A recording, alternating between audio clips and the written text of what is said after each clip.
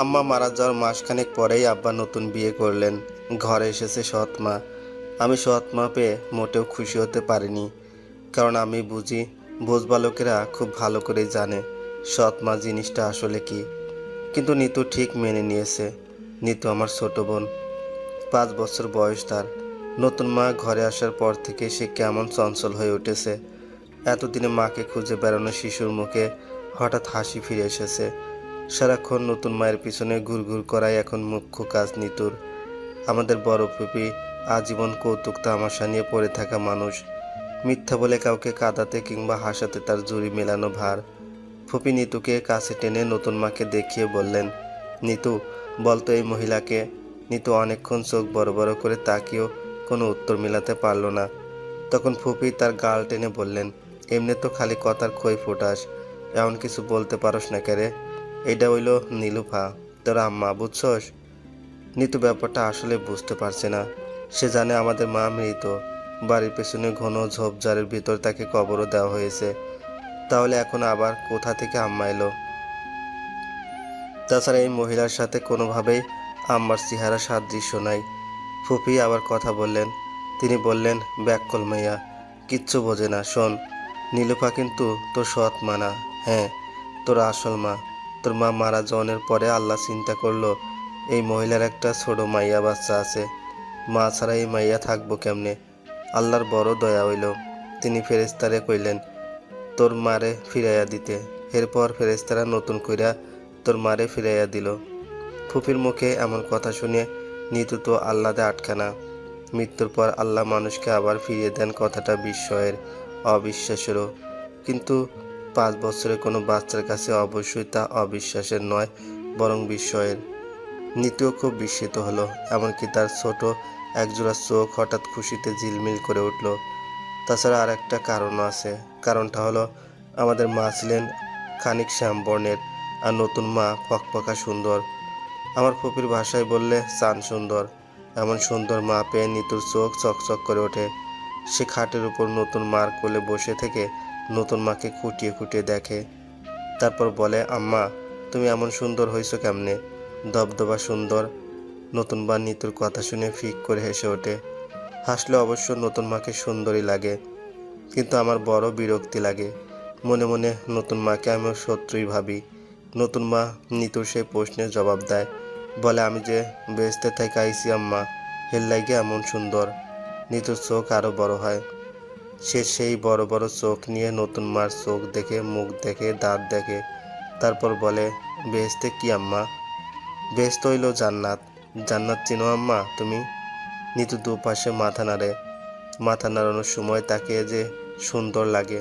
আমি শুধু আড়াল থেকে তাকিয়ে থাকি আর তাকিয়ে থাকি, সামনে যাই না। ইচ্ছে করে না সৎমার চোখের সামনে পড়তে। নতুন মা ফের উত্তর দেয়, খুঁটিনাটি করে নিতুকে বোঝার, জান্নাত মানে শান্তির জায়গা, অনেক অনেক শান্তির জায়গা। ওইখানে হুর থাকে, দুধের মতো সাদা তাদের দাঁত, মাথার চুল আকাশের মেঘের চেয়েও কালো। 70 পরতের মোটা কাপড় পরলেও তাদের রূপ দেখা যায়। কথাগুলো আমার জানা, আমি খুব একটা অবাক হই না শুনে।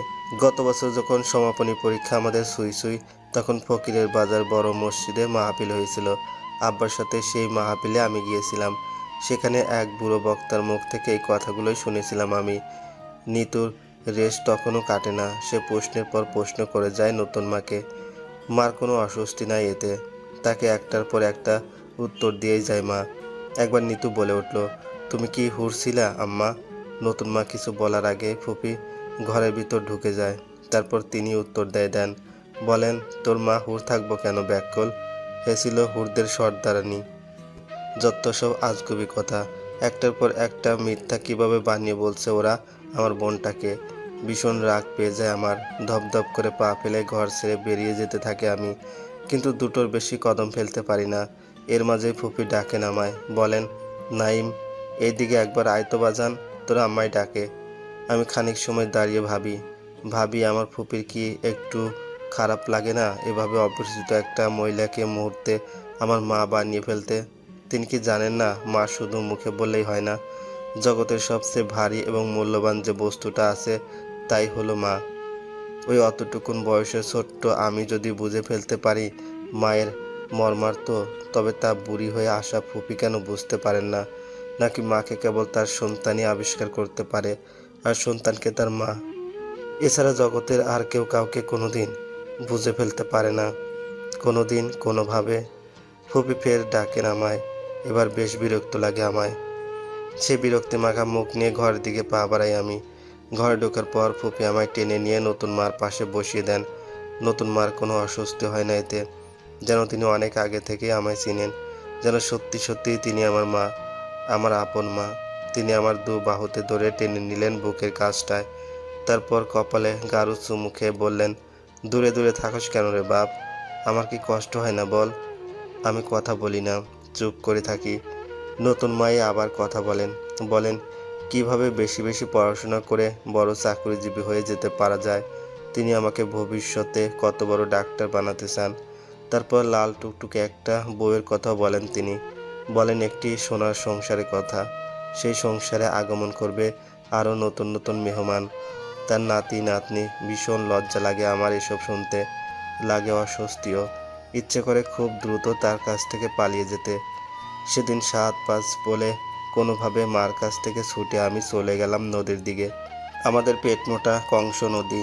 নদীর তীরে মস্ত শিকড় জড়িয়ে দাঁড়িয়ে থাকা শত বছরের পুরনো শিমুল গাছ।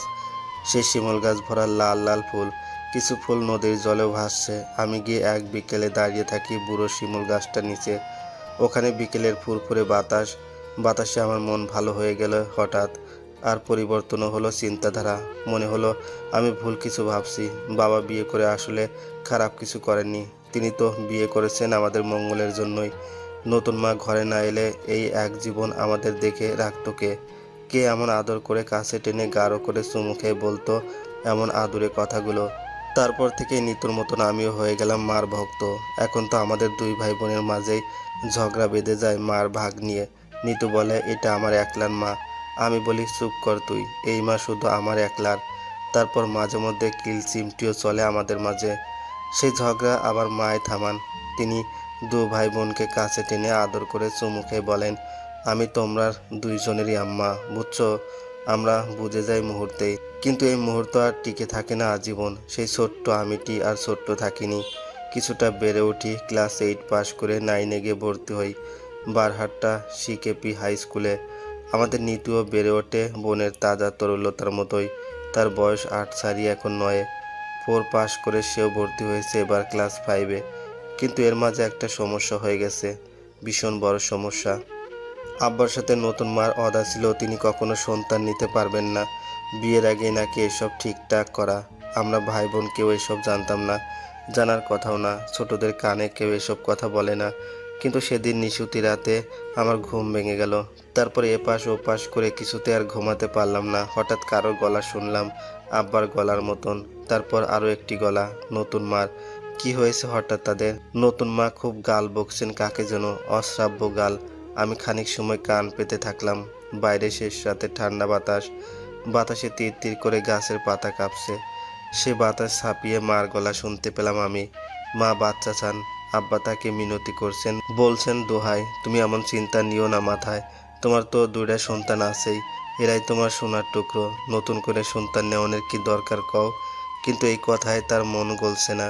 একবার মা সবচেয়ে অসভ্য গাল বকে বসলেন, হারামির পুত হারামি, তাইলে আমারে বিয়া করছস কেন? খালি শৈলের আউশ মিটানোর লাইগা?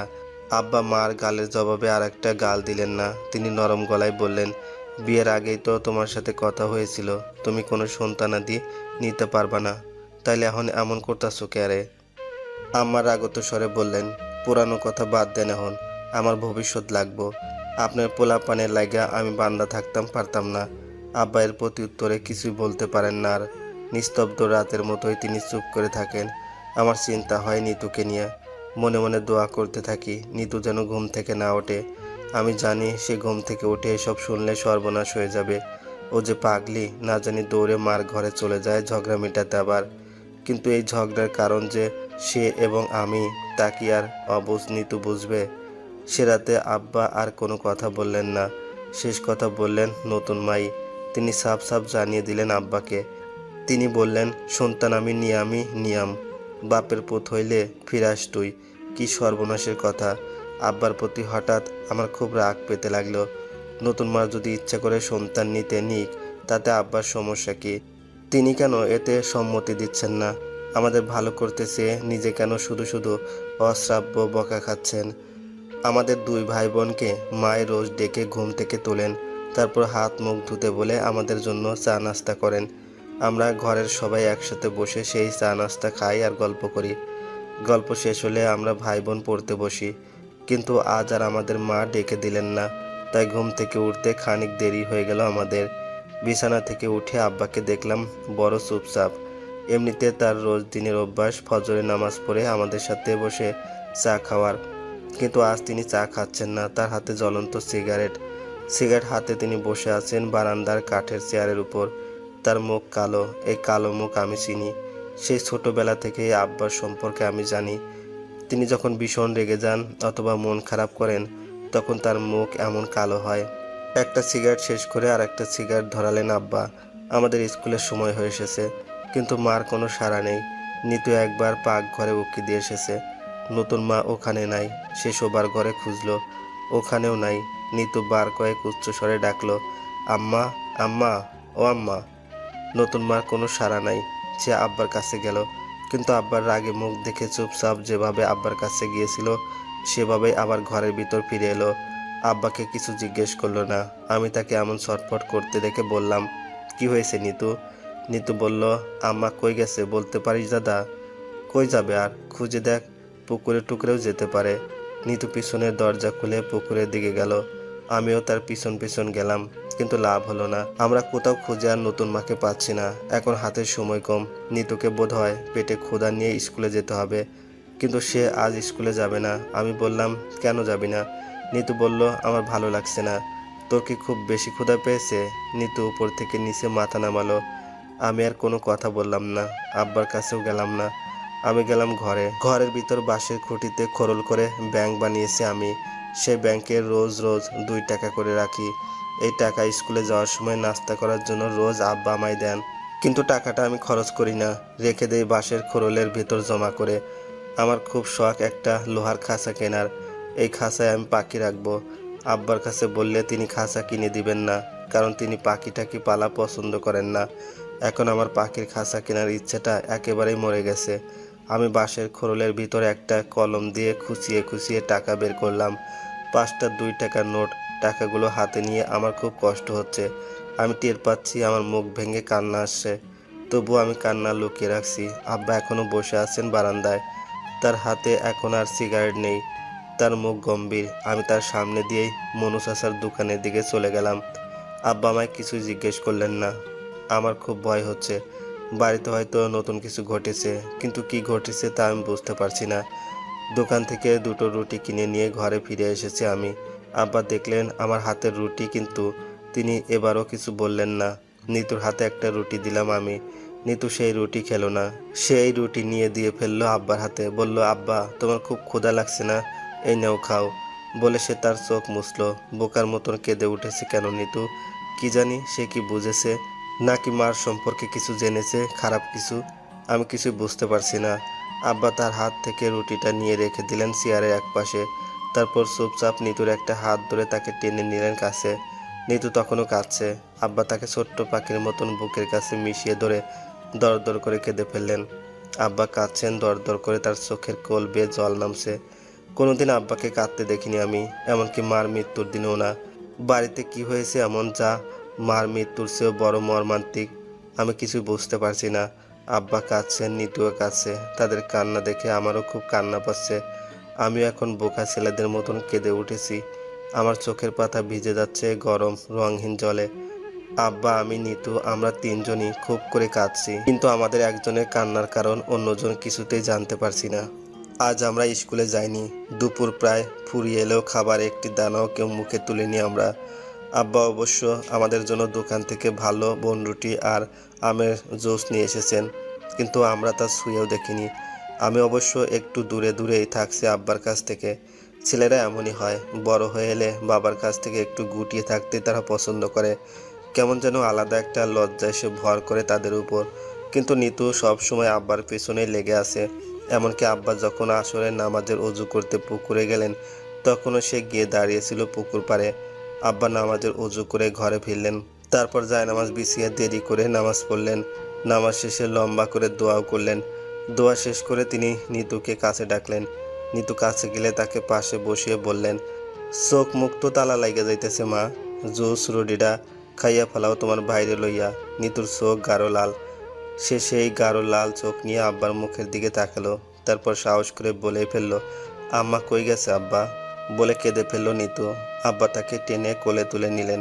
তারপর মাথায় হাত বুলাতে বুলাতে বললেন, আছে কোনো হানে? আমার কাছে কইয়া যায় নাই তো। সমস্যা নাই, সময় হইলে ফিরে আইব। তুমি কান্দো না মা, তোমার ভাই কই? তারে ডাহ, কও এইখানে আইতে। নিতু চোখ মুছে আমার কাছে এলো, বলল, আব্বা ডাকে। আমরা আব্বার সামনে গিয়ে দাঁড়াতেই তিনি আমাদের বসতে বললেন জায়নামাজের পাশে। আমরা ভাই বোন বসলাম একসাথে। তারপর আব্বা খানিক সময় কিছু ভাবলেন, ভেবে বললেন, তোমাদের জন্য ভালো কিছু করতে যায় খারাপ করে ফেলাইছি আমি।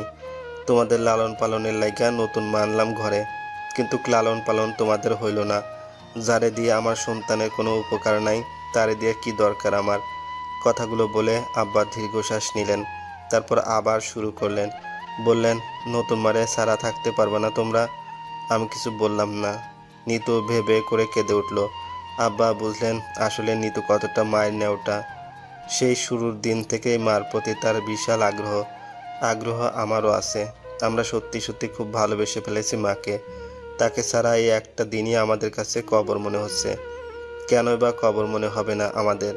এই যে এতদিন হয়ে গেল মা এসেছেন আমাদের বাড়ি, এই এতদিনের কোনো একদিনের একটা মিনিটও তিনি আমাদের সাথে রাগ করে থাকেননি, ধমক দেননি, ফুট ফরমাইশ খাটাতে বলেননি কোনো দিন। এমন একজন মানুষের হঠাৎ বদলে যাওয়া কিংবা বাড়ি ছেড়ে চলে যাওয়া কি কবরের চেয়েও বড় থমথমে করে দেওয়ার কথা না একটা বাড়িকে? আব্বা নিতুর কান্না থামালেন। তারপর আমার দিকে তাকালেন, বললেন, হে আসলে তো কোনো লাভ হইব না বাজান। তোমরা আগের মতন আদর পাত্তি আর কোনোদিন পাইবা না। আমি চুপ করে রইলাম। কথা বলল নিতু। সে কান্নামাখা গলায় বলল, আদর লাগবো না আমার, আমরা আম্মারে চাই। আম্মা কই গেছে বলো, আমরা এখন গিয়ে তারে নিয়ে আসবো। নতুন মাকে আনার জন্য আমাদের যেতে হলো না কোথাও আর। সন্ধ্যাবেলায় মাকে সাথে করে নিয়ে আমাদের বাড়ি এসেছেন বড় ফুপু। তিনি এসে এই বাড়ি মাথায় তুলে নিয়েছেন। আব্বাকে গলা ছেড়ে ডেকে বলছেন, কিরে ফজলু, তোর কি মান ইজ্জত বলতে কিছু নাই নাকি? আব্বার জবাবে কিছু বললেন না, বললেন ফুপুই। তিনি আব্বার একেবারে কাছে গিয়ে বসলেন। তারপর নতুন মাকেও টেনে সেখানে বসালেন। আমরা ভাই বোনও সেখানে গিয়ে দাঁড়িয়েছি। নিতুর মুখ দেখে বোঝা যাচ্ছে সে নতুন মার ডাকের অপেক্ষায় আছে, কখন মা তাকে ডেকে কাছে টেনে নেবেন। কিন্তু নতুন মা তাকে ডাকছেন না। তিনি এখন মাথা নত করে বসে বসে তার পায়ের নখ দেখছেন। তাকে দেখে বোঝা যাচ্ছে তিনি ভীত সন্ত্রস্ত। কিন্তু ভীত হওয়ার কথা তো আব্বার, তবে মা কেন হচ্ছেন?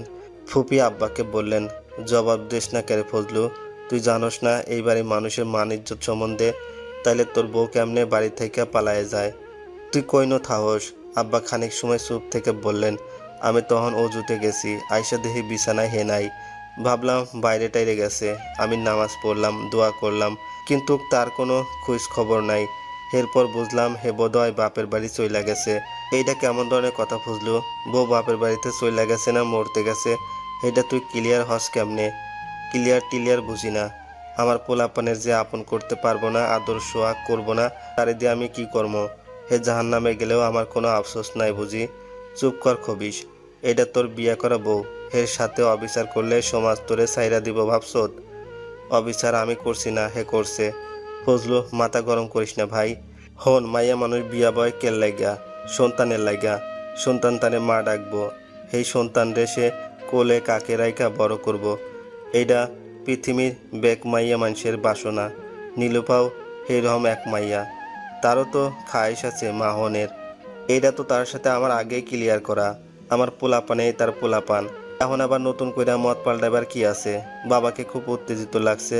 হঠাৎ ফুপিকে ভীষণ চিন্তিত আর নিতুকে বড় বোকা বোকা। আমি তাকিয়ে আছি মার দিকে। মা কি পারেন না একবার বলে দিতে, আমি আর কোনো সন্তান নেব না? আমার 2 সন্তান আছে, এরাই থাকবো। নতুন মা অবশ্য এবার মুখ খুললেন। তার মুখ ভরা ভয়, শরীরে কাঁপুনি। তিনি সেই ভয় মাখা মুখ এবং শরীরের সমস্ত কাঁপুনি নিয়ে কিছু একটা বললেন। তা শুনে আমাদের সবার চোখ বড় বড় হয়ে গেল। আর আব্বার হাত হয়ে উঠতে লাগলো শক্ত এবং প্রসারিত।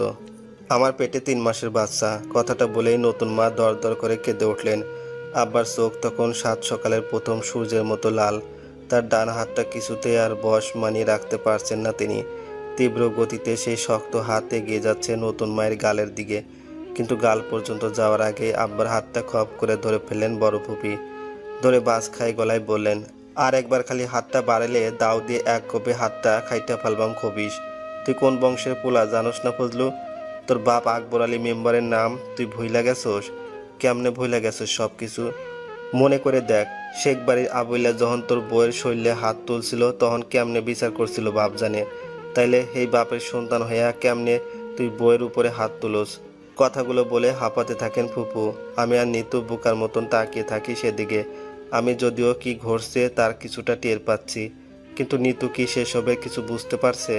আমার মনে হয় পারছে না। তার মুখের দিকে তাকিয়ে দেখি সে হা হয়ে আছে। এমনভাবে কেউ হা হয়ে থাকলে তার মুখের ভিতর মশা মাছি ঢুকে যাওয়ার কথা, কিন্তু তার মুখে ঢুকছে না। রাগে আব্বার পিত্তি জ্বলে যাচ্ছে। মায়ের গালে চড় দিতে গিয়ে ব্যর্থ হওয়ায় আরও ক্ষেপে গেছেন তিনি, কিন্তু ফুপুর সামনে কিছুই করতে পারছেন না। আমি জানি ফুপুকে তিনি বাঘের মতন ভয় পান। আব্বা বললেন, বুঝি কামটা কিন্তু ভালা হইতাছে না কইলাম। কি ভালা হইতাছে না? বিয়েতে একটা মায়ের শরীরে হাত তোলা কি তাইলে খুব ভালা কাম? আব্বা বললেন, এরে আমি রাখতাম না বুঝি। হারামজাদি তলে তলে এত বড় কাম সাজাইছে আর আমি কিছুই জানি না। বলে আব্বা বসা থেকে উঠতে চেয়েছিলেন, ঠিক তখন বড় ফুপু একটা কাণ্ড করে ফেলেন। আব্বার গালে চরটা খুব আস্তে ছিল না, জোরেই। আব্বা অবশ্য এর কোনো প্রতিক্রিয়া দেখালেন না। জায়গা থেকে উঠতেছেও আর ওঠেননি। শুধু নতুন মার ভাবান্তরে পরিবর্তন ঘটল। তিনি জোর গলায় কাঁদতে কাঁদতে এসে আব্বার পায়ে লুটিয়ে পড়লেন আর মিনতি করে বললেন, আল্লাহর কিরা লাগে নাইমের বাপ, আপনি আমার লগে এরম অবিচার করেন না। আমার ভুল হয়ে গেছে। আমি জানতাম না পেটের ভিতরে বাচ্চা।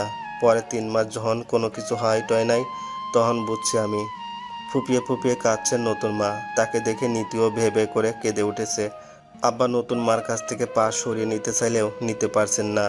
শক্ত করে ধরে আছেন নতুন মা। নীতিও গিয়ে মার পাশে বসে গেছেন এখন। সে মায়ের গলা ধরে কাঁদছে। আমার ভীষণ খারাপ লাগছে, চোখ জ্বলছে। হঠাৎ লক্ষ্য করলাম চোখ থেকে এক ফোঁটা জল টুপ করে গালের উপর খসে পড়েছে, কিন্তু আব্বার ভাবান্তর পরিবর্তন হচ্ছে না। আব্বাকে এমন শক্তভাবে বসে থাকতে দেখে ফুপির মাথা অসম্ভব রকমের গরম হয়ে গেছে। তিনি বড় কর্কশ গলায় আব্বাকে বললেন, ফজলু, বড় বেজাল হইয়া যাইব কিন্তু কইলাম। এতগুলার মানুষে তুই কেমনে কান্দাইতাছুস রে হারামি? তুই তোর সীমারের চাইতো পাষাণ। তোর কপালে নবীর সাপায়াত জুটতো না রে কপাল পোড়া। আব্বা কোনো প্রত্যুত্তর করল না, চুপচাপ উঠে চলে গেলেন বাড়ির বাইরে। ফুপি আবার গালাগাল শুরু করেছেন আব্বাকে, কিন্তু আব্বা গাল শোনার জন্য বাড়ির ভিতর দাঁড়িয়ে থাকেননি। গভীর রাতে আব্বা ঘরে ফিরেছেন। ফুপি অবশ্য খাওয়া দাওয়া করে ঘুমিয়ে পড়েছেন। নিতুও ঘুমিয়েছে ফুপির সাথে। আমি আর মা শুধু জেগে আছি। আব্বার জন্য আমরা অপেক্ষা করছি। নতুন মার মুখে চিন্তার রেখা, তার চোখ লাল। কেঁদে কেটে তিনি চোখ লাল করেছেন। আমার অবশ্য না ঘুমিয়ে এভাবে বসে থাকার প্রয়োজন ছিল না, কিন্তু ফুপির আদেশ আব্বার ফিরে না আসা পর্যন্ত আমায় জেগে থাকতে হবে। তারপর আব্বা ফিরে এলে ফুপিকে ডেকে উঠাতে হবে। তিনি উঠে আব্বার বিচার করবেন। তার বিচার খুব শক্ত বিচার, কিন্তু মা আমায় কিছু বলতে দিলেন না। তিনি আমায় কাছে ডেকে বললেন, নাইম, তুই কি আমার উপর রাগ করছস বাপ? আমার কেন জানি হঠাৎ কান্না পেয়ে গেল। আম্মার কথা মনে পড়ে গেল খুব। আমার আপন মা, যার পেটে দীর্ঘ 9 মাসেরও বেশি খাটিয়েছি আমি। আমায় পেটে নিয়ে তার হাঁটতে চলতেও, নামাজ পড়তে, রান্না করতে, আব্বার জন্য ভাত বেড়ে দিতে কত যে কষ্ট হয়েছিল, সেই মায়ের কথা বলছি। তিনি আমায় এভাবেই ডাকতেন, নাইম। আমি সত্যি সত্যিই কেঁদে ফেললাম। নতুন মা আমায় কাছে টেনে নিলেন, বললেন, বাবারে, সন্তান নষ্টকরণ যে পাপ। নাইলে কি আমি তোর বাপের মনে অত বড় কষ্ট দিতাম না। আর একটা কথা, তোর ফুপু কিন্তু কইলাম বেন্ডিবিট মানুষ, এর মাথা তো গন্ডগোল আছে। কখন কি করে তার নাই ঠিক ঠিকানা। তোর বাপ ঘরে আইলে তারে ডাকনোর দরকার নাই, ডাকলে ঝামেলা করব।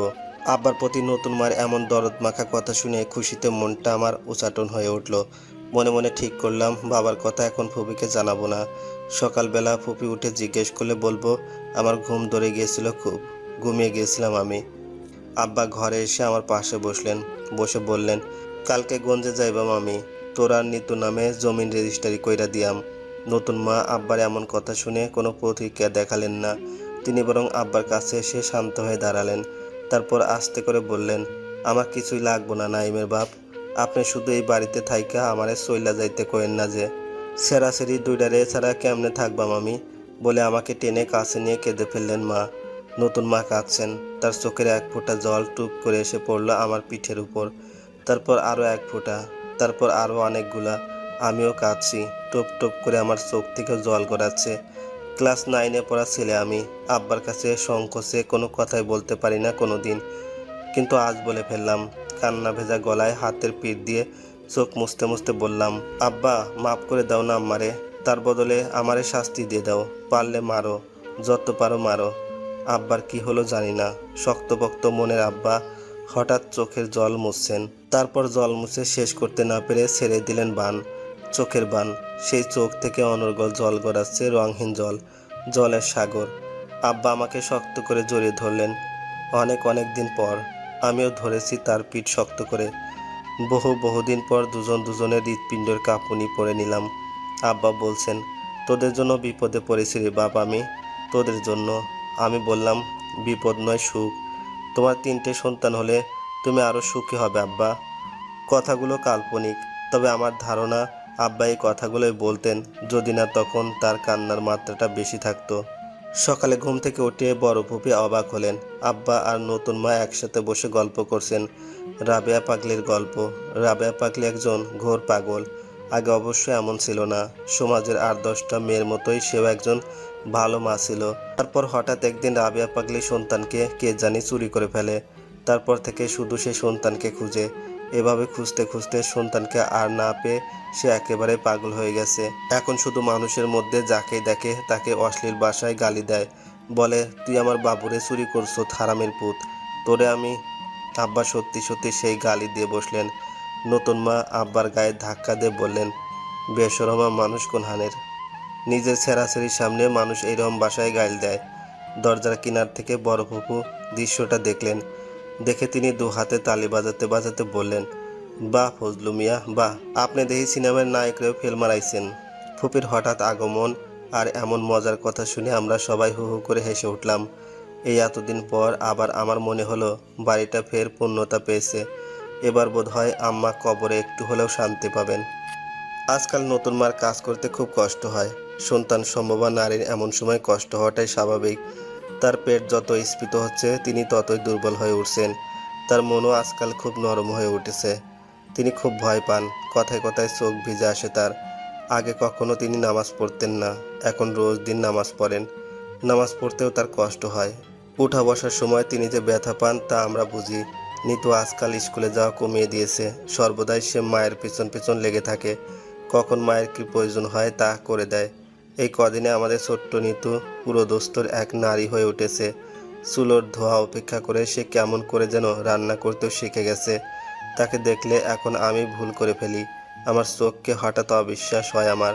মনে হয় এটা নিতু নয়, কারণ এই কদিনে নিতুর শরীরও বেড়ে উঠেছে। তার শরীর আগের চেয়ে রাত দিন তফাৎ হয়েছে। নিতুর মধ্যে ফুটে উঠেছে আমাদের আপন মায়ের শরীরের ছাপ।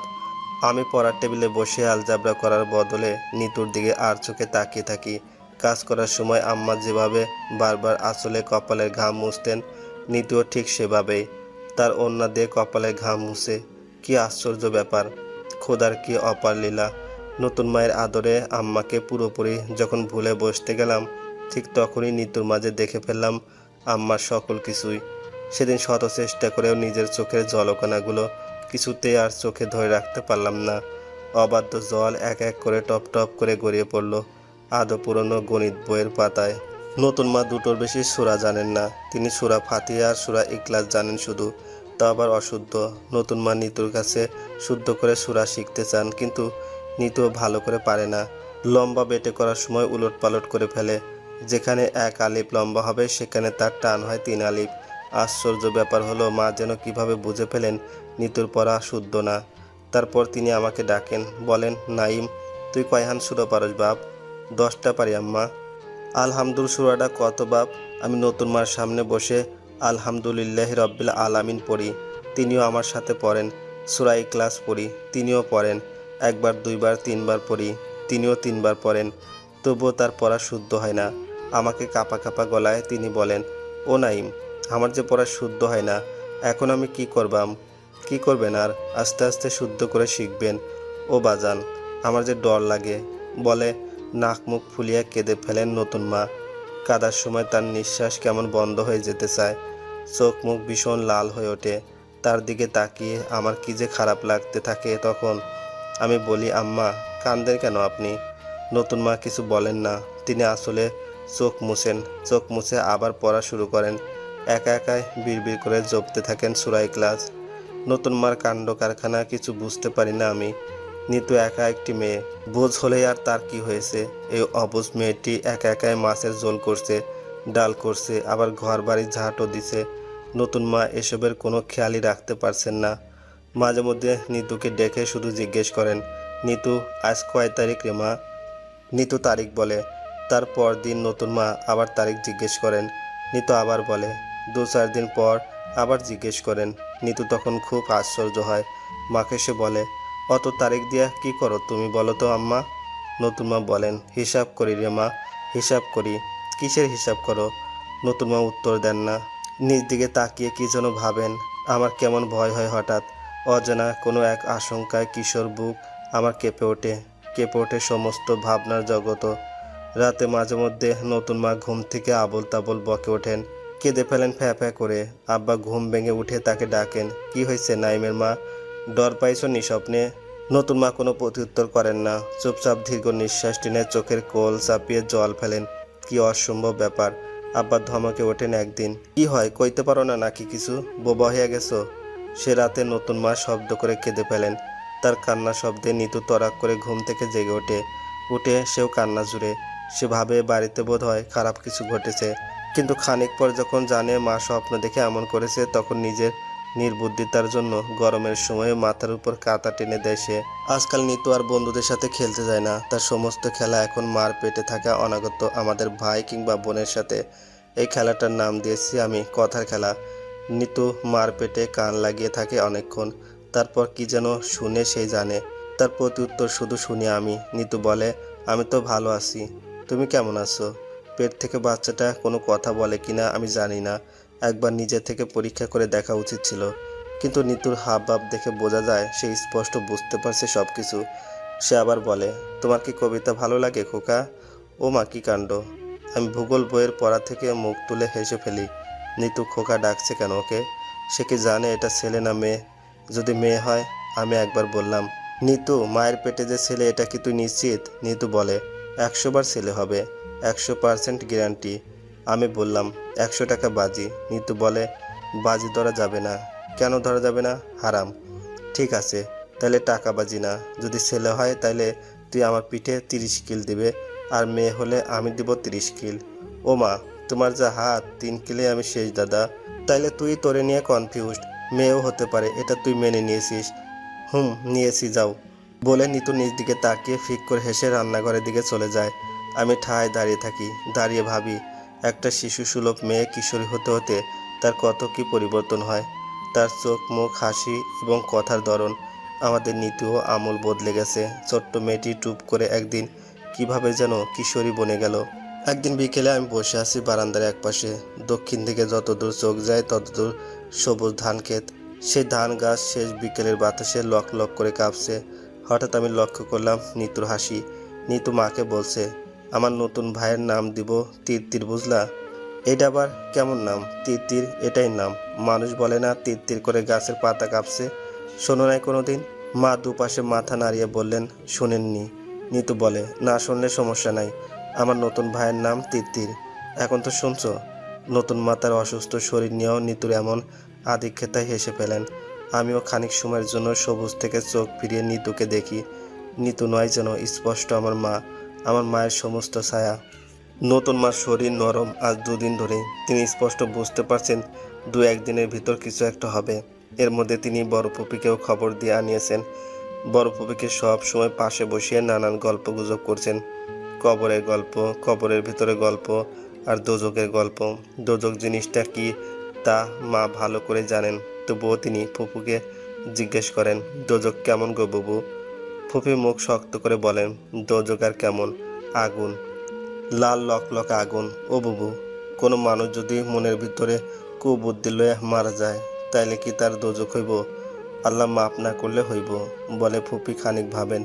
তারপর বলেন, ও লিলুপা, তুমি এইসব নিয়ে খালি কথা কইতেছো কেন? কি হয়েছে তোমার, কও তো? নতুন মা কথা বলেন না, চুপ করে থেকে চোখে জল ফেলেন। সেই জল আবার লুকিয়ে ফেলতে আঁচল দিয়ে তড়িঘড়ি করে মুছে ফেলেন চোখ। কিন্তু আমাদের চোখে ধরা পড়ে যান মা। মার জল ভরা চোখ দেখে নিতুর যে কি কষ্ট হয়। সে খাটের এক পাশে দাঁড়িয়ে থেকে নীরবে নিবৃতে কেঁদে ফেলে। ফুপি মাকে সান্ত্বনা দেন, বলেন, কান্দো না তো তুমি লিলুপা, খালি বাচ্চা মানুষের মতন ফ্যা ফ্যা কইরা কান্দো। আল্লাহর কাছে দোয়া করো, এইসব কোনো কঠিন বিষয় না। এই মরার মতন শুকনা লকলকা শরীর লইয়া 7 বাচ্চা জন্ম দিলাম, কই কিছুই তো হয় নাই। আর তোমার তো মার্শাল্লাহ শরীর স্বাস্থ্য ভালা, কিছুই হইব না দেখো। তবুও কি আর নতুন মা বোঝেন? বোঝেন না, খালি কাঁদেন আর কাঁদেন। আজ সকালে নতুন মার দুবার পানি ভেঙেছে, পেটেও ছেড়ে ছেড়ে ব্যথা উঠেছে। দুপুরের পর সেই ব্যথা মাথা ছাড়া দিয়ে উঠল। আমরা ভাই বোন ঘরের বাইরে বসে আছি। ফুপু বলেছেন বসে বসে দোয়া জপতে। জন্মদাত্রী মায়ের জন্য সন্তান দোয়া করলে আল্লাহ সেই দোয়া ফেরাতে পারেন না, কবুল করেন। কিন্তু তিনি তো আমাদের জন্মদাত্রী মা নন, সৎ মা। সৎ মার জন্য দোয়া করলে কি কবুল হবে? আমার মনে হয় হবে। আমরা তো আজকাল তাকে আর সৎ মা ভাবছি না, কবেই ভুলে গেছি তিনি আমাদের সৎ মা। আমরা এখন কেবল জানি তিনি আমাদের মা। মা তো মাই, এখানে আবার সৎ আপনের কি? নিতু এতক্ষণ আমার সাথে বারান্দায় বসেছিল, তার মুখ শুকনো, সকাল থেকে কিছুই মুখে তুলেননি। ফুপু দুবার ভাত বেড়ে দিয়েছেন তবুও খায়নি। সে এখন বসে আছে উঠোনের বুড়ো আম গাছটার তলে। তার চারপাশে গোলকের মতো দুটো রঙিন প্রজাপতি উড়ছে। একটা প্রজাপতি একবার তার মাথার উপর বসে গেল, তারপর আবার গোলকের মতো উড়তে লাগলো। দৃশ্যটা দেখে আমার খুব ইচ্ছা হচ্ছিল একটা ছবি আঁকার। ছোট সময় এমনটি খুব করতাম আমি। আম্মা উঠোনে রোদের ভিতর বসে ছোট্ট নিতুকে গোসল করিয়ে দিচ্ছেন। সেই দৃশ্য রং পেন্সিল দিয়ে অঙ্ক খাতায় এঁকে ফেলতাম আমি। কিন্তু এখন নিতু আর তার চারপাশে গোলকের মতো উড়ন্ত প্রজাপতির দৃশ্যটা আঁকতে পারছি না। মানুষের বড় হতে হতে কত কিছু যে তাকে ছেড়ে যেতে হয় তার কোনো হিসাব নেই। বেলা বাড়ার সাথে সাথে নতুন মার শরীর অবস্থা খারাপ হতে লাগলো। আম্বিয়া ধাত্রী ফুপুকে ডেকে বললেন, কুলসুম অবস্থা ভালো না কিন্তু কইলাম। কেন, কি সমস্যা চাচি? আবু বাও না উল্ডা, এমন কি করন? হাসপাতালও নেওয়ান যাইব এই বেলে? হাসপাতালের কথাটা শুনে তরাক করে লাফিয়ে উঠল আম্বিয়া ধাত্রী। বলল আম্বিয়া ধাত্রী, যে রুগীরে পার করতে পারতো না হেরে কোন গোলামের পুঁতে পার করবো রে কুলসুম? তোর জন্ম, মজিবুরের জন্ম, মজিবুরের 2 আবুর জন্ম, সব তো আমার হাতেই। এটা কোনো সমস্যা না। মজিবরে ডাক দে তুই। ফুপু আব্বাকে ডাকলেন। আব্বা বাড়ির পিছনে পুকুর পাড়ে বসে বসে মাছের দৌড়ঝাঁপ দেখছিলেন। ফুপুর ডাকে তিনি বারান্দায় আসলেন। আব্বা বারান্দায় আসার পর আম্বিয়া ধাত্রী তাকে বললেন, মজিবর, আজ মোট ফকিরের মাজারে 5 টাকার একটা মোম দিয়ে আয় বাজান, ঝামেলা তরাইব আল্লাহর রহমতে। আম্বিয়া ধাত্রী কথায় আব্বা মোমবাতি কিনে দিয়ে আসতে বাইরে গেলেন। আব্বার চলে যাওয়া পথের দিকে তাকিয়ে আমার মনটা কেমন হু হু করে উঠল। নিতুকে বড় অস্থির লাগছে হঠাৎ। তার চোখ মুখ কেমন ফোলা ফোলা, একলা একা গাছের নিচে বসে হয়তো কেঁদেছে। নিতুর পাশে গিয়ে শুকনো মাটির উপর আমি বসে পড়লাম। নিতু আমার দিকে তাকিয়ে বলল, দাদা, মানুষ খুব কেমন না রে? আমি বললাম, কেমন? নিতু বলল, কেমন যেন পাখির মতো, আদর দেওয়ার পরে উড়ে যায়। কি অদ্ভুত কাণ্ড! এই আমাদের নিতু। সেই ছোট্ট 5 বছরের নিতুর মুখে এত জ্ঞান গর্ব কথা। আমি খুব অবাক হলাম, খুব খুব অবাক হলাম, কিন্তু কষ্টও পেলাম। নিতু কি তবে অন্যরকম কিছু টের পেয়েছে? মায়েদের কিছু হওয়ার আগে তার সন্তান টের পায় সব কিছু। আমি বললাম, এ নিতু, নিতু। নিতু অমনোযোগী ছিল খানিক সময়। সে আমার ডাকে চমকে ওঠে, তাকালো, বলল, মাথাটা খুব ব্যথা করছে রে দাদা, তুই কেঁদেছিস না? ধুর, আমি কি এখনো ছোট? কথাটা বলে নিজেকে ঠিক রাখতে পারলো না নিতু, নাক মুখ ভেঙে কান্না শুরু করে দিল। আমি তার মাথায় আলতোভাবে হাত বুলিয়ে বললাম, ছি নিতু, তুই না বড়, বড়দের কি কাঁদতে আছে? নিতু তার ভেজা গলায় বলল, আম্মার কিছু হলে আমাদের কি হবে রে দাদা? এসব কি বলছিস বোকা? আম্মার কেন কিছু হবে? কিছুই হবে না। এমন সময় সবারই একটু আধটু সমস্যা হয়, এটা তো স্বাভাবিক। নিতু বলল, আমার স্বাভাবিক মনে হচ্ছে না রে দাদা, খুব ভয় করছে আমার। এমন সময় হঠাৎ আকাশে মেঘ ডেকে উঠল। আমরা চমকে উঠে আকাশের দিকে তাকালাম। আকাশে কালো কালো মেঘ উড়ছে। সেই মেঘের বুক ঘুরে একটা সাদা রঙের প্লেন তীব্র গতিতে পূর্ব দিকে চলে গেল।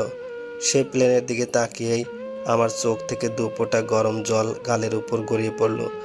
সেই জল হাতের আঙুলের ডগায় তুলে নিতু বলল, যতটা লুকোতে চেয়েছো তোমায় অহর্নিশ, আমি তবুও দেখেছি তোমার হৃদয় নীল করে সেই বিষ।